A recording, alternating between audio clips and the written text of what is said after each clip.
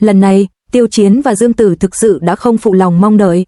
Họ lần lượt giành vị trí thứ nhất và thứ hai trên bảng xếp hạng độ nổi tiếng của tuần lễ thời trang. Cặp đôi yêu sân, Tiêu Chiến và Dương Tử không chỉ khiến mọi người trầm trồ với vẻ ngoài của mình mà còn chiếm trọn hai vị trí đầu bảng về giá trị thương mại, mang đến một cú hích lớn cho ngành giải trí Trung Quốc.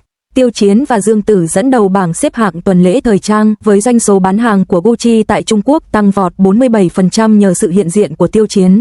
Chuyến đi Rome của Dương Tử cũng thúc đẩy doanh số bán hàng của Valentino vượt quá 1,2 tỷ nhân dân tệ. Hai người, được mệnh danh là cặp đôi yêu sân, đã tạo ra giá trị thương mại bùng nổ, chứng minh rằng những người nổi tiếng hàng đầu không chỉ biết thao túng dữ liệu mà còn có khả năng định hình lại các quy tắc của ngành. Lần này, Tiêu Chiến và Dương Tử thực sự không làm người ta phải ngạc nhiên. Họ lần lượt giành vị trí thứ nhất và thứ hai trên bảng xếp hạng độ nổi tiếng của tuần lễ thời trang. Cặp đôi yêu sân không chỉ khiến mọi người trầm trồ với vẻ ngoài của mình mà còn chiếm trọn hai vị trí đầu bảng về giá trị thương mại, khiến ngành giải trí Trung Quốc vô cùng tự hào. Ngày 17 tháng 3, Sina Entertainment công bố danh sách 10 người nổi tiếng được mong chờ nhất tại tuần lễ thời trang thu Đông 2026. Tiêu Chiến giữ vững vị trí đầu bảng, Dương Tử theo sát ở vị trí thứ hai. Bảng xếp hạng này không chỉ là một thông báo tùy tiện, nó dựa trên dữ liệu đáng tin cậy, 60% trọng số dựa trên bình chọn trực tuyến, kết hợp với tổng số lượng thảo luận trên nền tảng dữ liệu tìm kiếm xu hướng và đánh giá của chuyên gia, một quy trình lựa chọn 3 vòng. Nói cách khác, hai người này đã vượt qua hàng chục ứng cử viên để giành hai vị trí đầu bảng, không phải dựa trên sự hoài niệm mà dựa trên sự nổi tiếng thực sự và sự công nhận vững chắc trong ngành.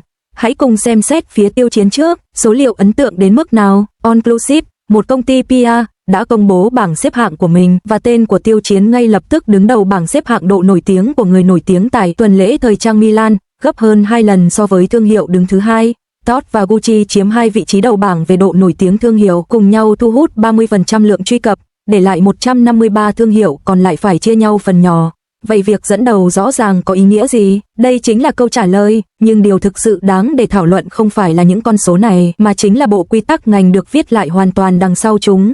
Đối với chuyến đi Milan của Tiêu Chiến, Gucci đã áp dụng mô hình mặc thử lần đầu trong 72 giờ, rút ngắn quy trình truyền thống kéo dài nhiều tháng của người nổi tiếng khi mặc trang phục xuống chỉ còn 3 ngày. Buổi trình diễn kết thúc vào ngày 27 tháng 2 và ngay ngày hôm sau, giám đốc sáng tạo Demer đã dẫn đầu một nhóm đến khách sạn của Tiêu Chiến để thử đồ và chỉnh sửa, hoàn tất toàn bộ quá trình tạo kiểu, chụp ảnh và chỉnh sửa ảnh trong vòng 48 giờ. Vào ngày 3 tháng 3, 3 mẫu thiết kế từ bộ siêu tập da bóng đen đã được đồng thời ra mắt toàn cầu.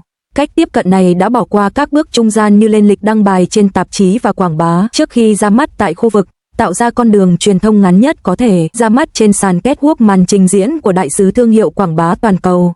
Kết quả là gì? Sau khi ra mắt, doanh số của Gucci Trung Quốc tăng vọt 47% chỉ trong một ngày, thời gian đặt trước cho cùng một mẫu túi kéo dài hơn 19 tuần, và doanh số của giày lười đính đinh tán tăng 127%.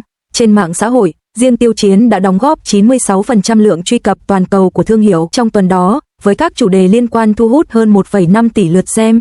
Đây không phải là bán sản phẩm mà là coi đại sứ thương hiệu như một tài sản cốt lõi của thương hiệu. Hãy cùng xem các thương hiệu đã đối đãi với anh ấy như thế nào. Người sáng lập Todd đích thân gửi lời chúc năm ngựa vui vẻ bằng tiếng Trung Quốc và trang phát trực tiếp đã tạm thời được dọn dẹp để đón tiếp anh. Gucci thậm chí còn đi xa hơn, xóa toàn bộ nội dung cũ trên các tài khoản mạng xã hội toàn cầu và biến Tiêu Chiến trở thành khách mời duy nhất tại buổi ra mắt toàn cầu của hãng. Một phòng suite sang trọng với giá 160.000 RMB, đêm tại khách sạn Four Seasons, 4 vệ sĩ nước ngoài đi cùng 24/7 và chiến dịch quảng bá hàng đầu trên trang web chính thức của thương hiệu trên toàn thế giới. Những điều này là không thể tưởng tượng nổi đối với bất kỳ người nổi tiếng Trung Quốc nào. Cách đây 5 năm, có người có thể nói, đây chẳng phải chỉ là các thương hiệu đang vung tiền để thuê người nổi tiếng quảng bá sản phẩm sao? Không hẳn vậy, logic hợp tác truyền thống trong ngành công nghiệp xa xỉ là lời mời tham dự sự kiện bạn thân, đại sứ người phát ngôn, một quá trình mất ít nhất 1 hoặc 2 năm. Nhưng sự nổi lên của Tiêu Chiến đã hoàn toàn phá vỡ logic này. Các thương hiệu không chỉ quan tâm đến việc anh ấy có thể bán được bao nhiêu hàng hóa, họ quan tâm đến cách anh ấy đã biến hành động mặc thành một câu chuyện hình ảnh đa văn hóa. Tình cảnh của Dương Tử hơi khác một chút, nhưng cũng thú vị hơn. Sáng ngày 11 tháng 3, Dương Tử xuất hiện tại sân bay Fiumicino, Rome trong bộ vest cổ chữ V màu hồng nhạt của Valentino, ngay lập tức gây xôn xao trên mạng xã hội. Một số người đã chụp ảnh màn hình và phàn nàn rằng chiếc nơ trông giống như một phụ kiện tóc rẻ tiền, và thiết kế thắt eo khiến cô ấy trông mập mạp, trong khi người hâm mộ tràn ngập phần bình luận với những lời khen ngợi. Công chúa Valentino tỏa sáng rực rỡ, bộ trang phục này gây tranh cãi ở điểm nào? Chiếc nơ satin là điểm nhấn đặc trưng của bộ sưu tập xuân hè 2026 của Valentino. Vòng eo được thu nhỏ chính xác 3,5 cm và chiếc quần jean denim bạc màu được cố tình để lại 1,5 cm gấu quần sơn tạo vẻ ngoài phóng khoáng. Riêng chiếc áo blazer đã có giá 28.000 nhân dân tệ, túi xách 42.000 nhân dân tệ và tổng giá trị cả bộ trang phục vượt quá 80.000 nhân dân tệ. Cái gọi là rẻ tiền thực chất là sự hiểu sai về phong cách phá cách của thời trang cao cấp. Nhưng logic tiềm ẩn đằng sau cuộc khẩu chiến này thực chất là thái độ phức tạp của công chúng đối với việc tạo dựng hình ảnh cho các diễn viên. Dữ liệu cho thấy giá trị thương mại thời trang của Dương Tử đã vươn lên top 3 trong số các ngôi sao nữ năm ngoái, và chuyến đi Rome của cô đã thu hút hơn 1,2 tỷ lượt xem cho các chủ đề liên quan đến Valentino. Vấn đề gây tranh cãi là khi một nữ diễn viên 30 tuổi vào vai một người phụ nữ tài năng thời kỳ Cộng hòa trong bộ phim Hoa Mộc Lan, Chúa ơi, hãy trở lại, rồi lại lột xác với phong cách ngọt ngào và lạnh lùng tại tuần lễ thời trang, liệu khán giả có còn kết nối được với nhân vật đó hay không? Phản hồi của hãng phim khá thú vị, thời trang là một hình thức thể hiện vượt ra ngoài vai diễn, giống như việc cô ấy có thể hóa thân thành một cô gái bình thường và cũng có thể diện được những bộ trang phục cao cấp. Nói cách khác, sự đa năng của một diễn viên là lợi thế cạnh tranh cốt lõi của họ. Tại sao lại bắt họ phải chọn một trong hai? Việc Dương Tử lọt vào top 2 lần này không chỉ nhờ vào sự bình chọn mạnh mẽ của người hâm mộ mà còn nhờ một yếu tố quan trọng khác. Cô ấy đã sắp xếp thời gian đến Rome trong khi đang quay bộ phim truyền hình Hoa Mộc Lan, Thần hộ mệnh của đài Noon Sunshine. Sau chuyến đi 48 tiếng đến Rome, cô ấy lập tức bay về Hành Điền để tiếp tục quay phim Huyền thoại chân định. Cách tiếp cận song song, điện ảnh, truyền hình và thời trang này chính xác là chuẩn mực tồn tại hiện nay của các ngôi sao hàng đầu. Hãy quay lại với cụm từ cặp đôi trọn đời. Trước đó, nhà sản xuất Hou Hongliang đã đăng tải những bức ảnh của Tiêu Chiến và Dương Tử lên mạng xã hội, thu hút hơn 300 triệu lượt xem. Trong ảnh, Tiêu Chiến ngồi trên xe máy, nhìn thẳng vào máy ảnh, trong khi Dương Tử sở hữu vẻ ngoài bảnh bao trên vùng núi cao. Mặc dù không xuất hiện cùng khung hình, cư dân mạng vẫn reo lên rằng cặp đôi yêu sâng đã trở lại. Bộ phim truyền hình The Rest of My Life, Please Advise đã thu hút hơn 5,8 tỷ lượt xem, với 43% người xem trong độ tuổi từ 25 đến 30 xem lại. Cảnh buộc dây giày kinh điển nhận được 22 trên 100 bình luận nói rằng tôi sẽ xem lại cảnh này hàng triệu lần nữa. Năm ngoái, chợ hàng hóa nhỏ Nghĩa Ô đã bán được 2,7 triệu cặp móc khóa đôi, và các cuộc khảo sát trên nền tảng cho thấy 68% phụ nữ trên 25 tuổi sẵn sàng đăng ký thành viên cho một bộ phim có sự tham gia của hai diễn viên chính. Những con số này minh chứng một điều, thương hiệu cặp đôi The Rest of My Life đã phát triển từ một bộ phim truyền hình thành một biểu tượng văn hóa với giá trị thương mại bền vững. Nhưng nghĩa của việc thống trị các bảng xếp hạng tuần lễ thời trang lần này vượt xa việc chỉ là một sự kiện ăn mừng dành cho người hâm mộ CP. Tiêu Chiến và Dương Tử đều lọt vào top 3, thậm chí còn giành vị trí thứ nhất và thứ nhì. Có hai khía cạnh logic đằng sau điều này đáng để xem xét. Lớp đầu tiên là sự xác minh hai chiều về giá trị thương mại. Đối với Tiêu Chiến, anh ấy đã đóng góp 47% doanh thu của Gucci tại Trung Quốc với tỷ lệ chuyển đổi sản phẩm đơn lẻ là 1,87. Còn đối với Dương Tử, chuyến đi đến Rome của cô đã tạo ra hơn 1,2 tỷ lượt xem cho các chủ đề liên quan đến Valentino. Việc cả hai cùng quảng bá cho các thương hiệu khác nhau nhưng lại đạt được thành tích kép trên cùng một danh sách chứng tỏ rằng việc lựa chọn người phát ngôn của các thương hiệu không chỉ là may mắn ngẫu nhiên mà còn được hỗ trợ bởi phán đoán kinh doanh chính xác. Lớp thứ hai là sự mờ nhạt ranh giới giữa lưu lượng truy cập và sự công nhận trong ngành. Tiêu chí lựa chọn cho bảng xếp hạng này là 60% phiếu bầu trực tuyến cộng 40% tổng số lượt thảo luận trên trang web, dữ liệu tìm kiếm theo xu hướng và đánh giá của chuyên gia. Nói cách khác, chỉ phiếu bầu của người hâm mộ thôi là chưa đủ, cần có sự thảo luận rộng rãi và sự công nhận của chuyên gia trong ngành. Việc Tiêu Chiến và Dương Tử đều nằm trong top 3 cho thấy thuật ngữ người có ảnh hưởng hàng đầu đang được định nghĩa lại, nó không chỉ đơn thuần là tạo ra dữ liệu mà còn là việc đồng thời thiết lập chỗ đứng cả về giá trị thương mại và danh tiếng trong ngành. Đáng chú ý hơn nữa là chuyến đi Milan của Tiêu Chiến đã hé lộ một xu hướng. Tầm ảnh hưởng quốc tế của các nghệ sĩ Trung Quốc đã tiến triển từ việc chỉ được nhìn thấy sang việc được công nhận. Ngay cả trong những bức ảnh đời thường do truyền thông nước ngoài chụp, anh ấy vẫn trông vô cùng cuốn hút. Các thương hiệu không còn chỉ tập trung vào những gì anh ấy mặc mà còn vào cách anh ấy biến quần áo thành một câu chuyện trực quan vượt qua ranh giới văn hóa. Tạp chí Vogue mô tả anh ấy là sự pha trộn giữa cảm giác điêu khắc của thời phục hưng với không gian trống trải của phương Đông. Xe điện ở Milan đã được biến thành những tấm áp phích di động, phủ đầy hình ảnh của Wei Wuxian, Xi Ying và Xiao Chansheng, với dòng chữ chào mừng đến với đất nước Xiao được viết ở phía trước. và được trưng bày trong suốt một tháng. Khi một người đàn ông Ý phàn nàn, tôi tưởng Tết Nguyên đán đến sớm, hóa ra là một người Trung Quốc đang ăn mừng năm mới. Khi người hâm mộ nước ngoài tích cực tìm hiểu về văn hóa Trung Quốc để nghiên cứu kỹ thuật ghép mộng, và khi các thương hiệu kết hợp kiến thức thiết kế của ông vào các cuộc thảo luận sáng tạo, hiệu ứng lan tỏa ảnh hưởng này từ lâu đã vượt ra ngoài hợp tác thương mại và đạt đến tầm cỡ của một biểu tượng văn hóa. Trong khi Dương Tử liên tục đối mặt với những tranh cãi, chính những tranh cãi này phản ánh thực tế của ngành công nghiệp giải trí rằng các diễn viên ngày càng chú trọng đến thời trang. Một người quản lý đã thẳng thắn nói, bây giờ, khi thảo luận kịch bản, các nhà đầu tư trước tiên sẽ hỏi bạn có thể mang đến những yếu tố thời trang hay không. Câu nói này nghe có vẻ thực tế, nhưng nó phơi bày một sự thật. Trong ngành giải trí hiện nay, gu thời trang đã trở thành một thước đo khó thay đổi về giá trị thương mại của một diễn viên. Vấn đề không phải là bạn có muốn tham gia cuộc chơi hay không, mà luật chơi đơn giản là như vậy. Hãy quay lại với bảng xếp hạng mức độ nổi tiếng của tuần lễ thời trang này.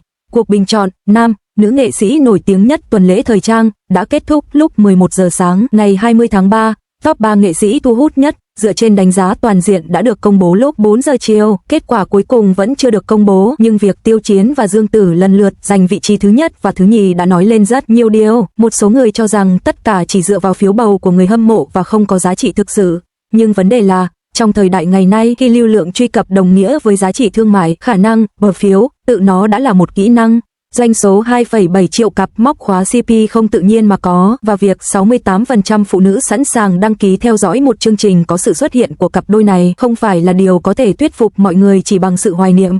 Khi Tiêu Chiến đối xử với căn phòng hạng sang trị giá 160.000 nhân dân tệ một đêm ở Milan như phòng khách nhà mình, khi trang phục của Dương Tử ở Rome gây tranh cãi và thu hút 1,2 tỷ lượt xem, khi cụm từ cặp đôi Dương Sinh cùng xuất hiện ở cả vị trí đầu và cuối bảng xếp hạng, đây không chỉ đơn thuần là may mắn, đó là hai người đã hoàn thiện nghề nghiệp của mình trong lĩnh vực tương ứng và đồng thời viết lại các quy tắc của ngành. Trong giai đoạn phát sóng đầu tiên của một bộ phim truyền hình, việc sử dụng cặp đôi CP làm chiến lược marketing thực sự là một công cụ mạnh mẽ để khơi gợi, thảo luận và thúc đẩy sự nổi tiếng. Sự tương tác giữa hai diễn viên trong phim và những tương tác ngoài đời thực của họ có thể nhắm chính xác vào tâm lý xem phim của khán giả, tạo ra hiện tượng cả mạng internet đều thèm khát sự ngọt ngào. Một bài phân tích ngày 14 tháng 3 năm 2026 cho thấy, một cặp đôi phụ trong một bộ phim nào đó, thông qua sự tương phản giữa tính thẩm mỹ u ám trong phim và những tương tác ngoài đời thực của họ, đã trực tiếp đẩy mức độ nổi tiếng cao nhất trên nền tảng lên hơn 29.000 lượt xem và số lượng bình luận tăng vọt 300% khi các diễn viên xuất hiện riêng lẻ. Nhưng câu hỏi quan trọng là, sự hào hứng này có thể kéo dài bao lâu? Sự nổi tiếng của một bộ phim truyền hình thường thay đổi nhanh chóng từ sự hào hứng ban đầu về cặp đôi đến chất lượng thực sự của kịch bản, sản xuất và diễn xuất. Sức hấp dẫn lâu dài thực sự của một bộ phim không được quyết định bởi số lượng người ghép đôi các nhân vật ngay từ đầu, mà bởi số lượng người sẵn sàng xem lại nhiều lần và giới thiệu nó cho người khác. Một bài báo năm 2025 đã lưu ý rằng, việc ghép đôi các nhân vật đã trở thành thước đo thành công của một bộ phim. Với những fan hâm mộ ghép đôi, ăn mừng như thể đó là năm mới trong các sự kiện lớn và thảm đỏ. Tuy nhiên, một khi bộ phim kết thúc, sự nhiệt tình ăn mừng này tự nhiên sẽ phai nhạt. Tình trạng bất ổn còn trầm trọng hơn cả là lượng người hâm mộ. Sự nhiệt tình của người hâm mộ các cặp đôi có thể phai nhạt bất cứ lúc nào, họ có thể chuyển sang hâm mộ các cặp đôi khác hoặc rời bỏ fandom vì những mâu thuẫn nội bộ. Vào tháng 10 năm 2025, khi vụ bê bối, ảnh hôn nhau trên Polaroid liên quan đến Tiêu Chiến và Dương Tử dẫn đến kiện tụng, các nhóm người hâm mộ của cả hai đã tranh cãi suốt 3 ngày, tạo ra hơn 50.000 bình luận xúc phạm. Sự chia rẽ và hao mòn nội bộ này trực tiếp dẫn đến sự suy giảm nhanh chóng giá trị thương mại gắn liền với họ. Do đó, loại bỏ yếu tố câu khách đã trở thành lựa chọn tất yếu cho sự phát triển lâu dài của bộ phim. Áp phích phát lại của Lời thề tình yêu đã được thay đổi thành áp phích riêng cho từng nhân vật, và chiến lược đầu tư cũng được điều chỉnh theo hướng loại bỏ yếu tố câu khách. Về bản chất, đây là một quyết định kinh doanh hợp lý được đưa ra bởi công ty sản xuất sau khi chu kỳ nổi tiếng kết thúc, chỉ bằng cách giảm thiểu yếu tố câu khách và nhấn mạnh vào chính tác phẩm, bộ phim mới có thể tiếp tục phát triển. Năng lực quản lý rủi ro của Capital và lằn danh đỏ đầy áp lực trong hợp tác giữa hai công ty phát trực tuyến hàng đầu. Phản ứng của thị trường đối với các dự án hợp tác với những ngôi sao hàng đầu thường rất thái quá. Vào tháng 10 năm 2025, một kênh truyền thông đưa tin rằng hai người sẽ hợp tác trở lại trong một bộ phim truyền hình lịch sử về âm mưu chính trị. Ngay khi tin tức được lan truyền, số lượng đơn đặt trước cho bộ phim chưa phát hành này đã tăng vọt thêm 2 triệu đơn chỉ sau một đêm. Đằng sau sự kỳ vọng phi lý này là sự theo dõi sát sao của các nhà đầu tư. Những ví dụ thực tế về quản lý rủi ro đang ở ngay trước mắt chúng ta. Sau khi tin đồn xuất hiện, những người trong nội bộ công ty đầu tư đã nhanh chóng phủ nhận, đưa ra những lý do chỉ thẳng vào vấn đề cốt lõi. Sự hợp tác giữa hai ngôi sao hàng đầu tiềm ẩn nhiều rủi ro, bao gồm việc nhận tiền gấp đôi, tranh chấp về thứ tự thanh toán và xung đột với các thương hiệu quảng cáo cạnh tranh. Thương hiệu đồ uống mà Dương Tử và Tiêu Chân làm đại sứ là đối thủ cạnh tranh trực tiếp và hợp đồng ghi rõ, nghiêm cấm mọi sự hợp tác có thể dẫn đến các liên kết có lợi. Phân tích rủi ro có thể được thực hiện từ nhiều khía cạnh, rủi ro chi phí không kiểm soát được do mức lương quá cao, rủi ro biến động dư luận và tẩy chay có thể do người hâm mộ của cả hai bên gây ra, áp lực cao từ các thỏa thuận dựa trên hiệu quả và lợi nhuận đầu tư, và rủi ro mất giá trị gấp đôi do sự hợp tác không đạt được kỳ vọng. Một bài báo vào tháng 2 năm 2026 đã chỉ ra rằng sự hợp tác giữa hai ngôi sao hàng đầu phải đối mặt với những thách thức như lượng người hâm mộ khổng lồ, tranh chấp tiềm tàng về thứ tự ghi tên trong hợp đồng và chi phí cao, và rằng chìa khóa thành công hay thất bại có thể không nằm ở chính các diễn viên. Một mối lo ngại sâu sắc hơn là nếu sự hợp tác không đáp ứng được kỳ vọng, giá trị thương mại của cả hai ngôi sao hàng đầu có thể bị ảnh hưởng đồng thời. Một phân tích ngành từ tháng 3 năm 2025 đã chỉ ra rằng sự hợp tác giữa hai cặp đôi nổi tiếng hàng đầu thường phải đối mặt với 3 vấn đề nan giải: củng cố hình ảnh, vì sự xuất hiện của cả hai bên sẽ thu hẹp không gian phát triển cá tính riêng; rủi ro bị ảnh hưởng, vì những tin tức tiêu cực về bất kỳ bên nào cũng có thể gây ra phản ứng dây chuyền; và sự di cư của người hâm mộ, vì thống kê cho thấy mỗi bên có thể mất lần lượt 23% và 31% lượng người hâm mộ trả phí cốt lõi của họ. Việc làm rõ vụ việc này nhanh chóng phản ánh sự đồng thuận của ngành về rủi ro của mô hình. 2. Người có ảnh hưởng hàng đầu. Giới đầu tư thích chủ động, hạ nhiệt, sự cường điệu trước khi nó vượt khỏi tầm kiểm soát, ưu tiên tránh những rủi ro không thể kiểm soát hơn là đánh cược sự an toàn của toàn bộ dự án chỉ vì một sự tăng đột biến tạm thời về lưu lượng truy cập. Còn về giá trị thực sự của việc cùng nhau thống trị bảng xếp hạng này, mọi người đương nhiên sẽ thể hiện quan điểm bằng hành động khi kết quả cuối cùng được công bố vào ngày 20 tháng 3.